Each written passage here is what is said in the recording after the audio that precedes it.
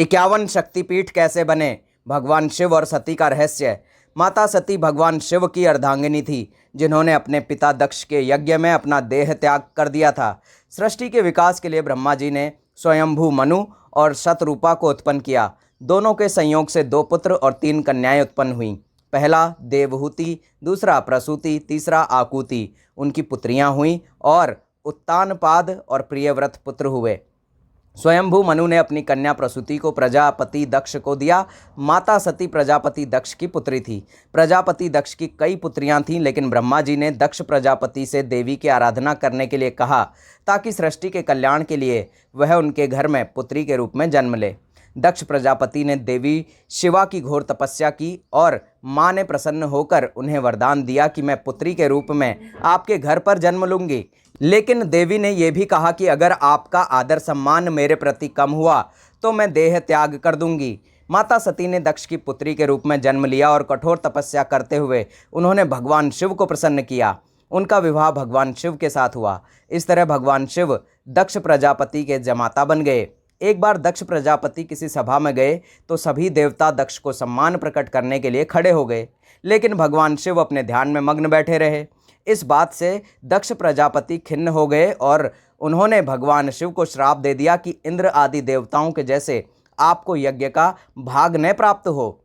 दक्ष ने बिना किसी बात के भगवान शिव को श्राप दिया था, जिसे सुनकर नंदी ने श्राप दिया कि दक्ष और उसके समर्थकों को सशरीर आनंद न मिले और कर्म कांड में पड़कर दुखी रहें। नंदी के श्राप को सुनकर भृगु ऋषि ने कहा कि शिव के भक्त पाखंडी कहे जाएंगे। इस तरह ससुर और जमाता का आपस में विरोध हो गया था। जब ब्रह्मा ने दक्ष प्रजापति को प्रजापतियों का नायक बनाया तो उसने एक विशाल यज्ञ का आयोजन किया। दक्ष ने भगवान शिव को छोड़कर सभी देवताओं को आमंत्रण भेजा। जब माता सती ने सभी देवी देवताओं को आकाश मार्ग से जाते हुए देखा तो उन्होंने भगवान शिव से पूछा कि ये सब कहाँ जा रहे हैं। भगवान शिव बोले कि देवी, आपके पिता ने एक यज्ञ का आयोजन किया है, लेकिन मुझसे विरोध के कारण उन्होंने हमें नहीं बुलाया, क्योंकि एक सभा में वह मुझसे नाराज हो गए थे। माता सती ने भगवान शिव से अपने पिता के यज्ञ में जाने की अनुमति मांगी। भगवान शिव ने कहा कि पिता, गुरु और स्वामी के घर पर हम वैसे तो बिना आमंत्रण के जा सकते हैं, लेकिन अगर आपस में विरोध चल रहा है तो वैसी इज्जत सम्मान नहीं मिलती है। लेकिन माँ सती के हट के आगे भगवान शिव का कोई तर्क काम नहीं किया। भगवान शिव तो अंतर्यामी थे, वो तो सब जानते थे कि विधि के विधान में क्या लिखा है। इसलिए भगवान शिव ने माता सती को अपने गणों के साथ दक्ष के यज्ञ में भेज दिया। दक्ष के यज्ञ में पहुंचकर भगवान शिव का भाग न देखकर सती माता क्रोध की अग्नि में जल उठी। माता सती ने अपने पिता से पूछा कि इस यज्ञ में मेरे पति शिव जी का भाग क्यों नहीं है। दक्ष ने अहंकार से भरकर उत्तर दिया कि तुम्हारे उस पति को मैं देवता नहीं मानता।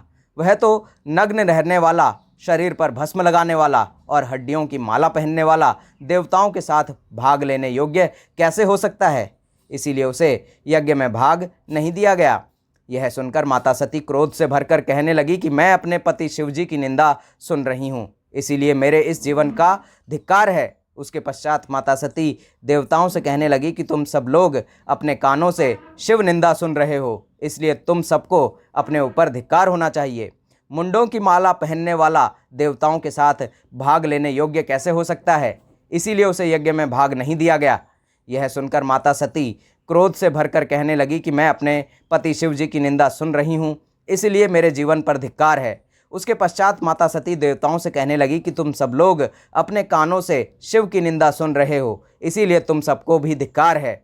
माता सती कहने लगी कि तुम्हारे जैसे शिवद्रोही और शिव का तिरस्कार करने वाले से मिली हुई देह का मैं त्याग कर दूंगी।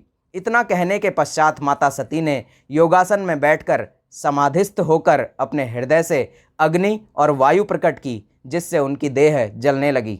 भगवान शिव को जब सती के देह त्याग का समाचार मिला तो उन्होंने अपनी जटा से वीरभद्र को प्रकट किया और उसे दक्ष के यज्ञ को नष्ट करने का आदेश दिया। वीरभद्र ने यज्ञ के कुंडों को नष्ट कर दिया और भृगु ऋषि की दाढ़ी उखाड़ दी। भग नामक देवता की आंखें निकाल दी, पूषा के दांत तोड़ दिए और दक्ष का गला दबाकर उसका सिर दक्षिणाग्नि में हवन कर दिया। भगवान शिव स्वयं वहां पहुंचकर सती के शरीर को कंधे पर रखकर तांडव करने लगे। शिव सभी दिशाओं में घूमने लगे। सृष्टि को प्रलय से बचाने के लिए भगवान विष्णु ने अपने सुदर्शन चक्र से सती के शरीर को 51 हिस्सों में बांट दिया। जहाँ जहाँ माता सती के शरीर के भाग गिरे वहाँ शक्तिपीठ बन गए।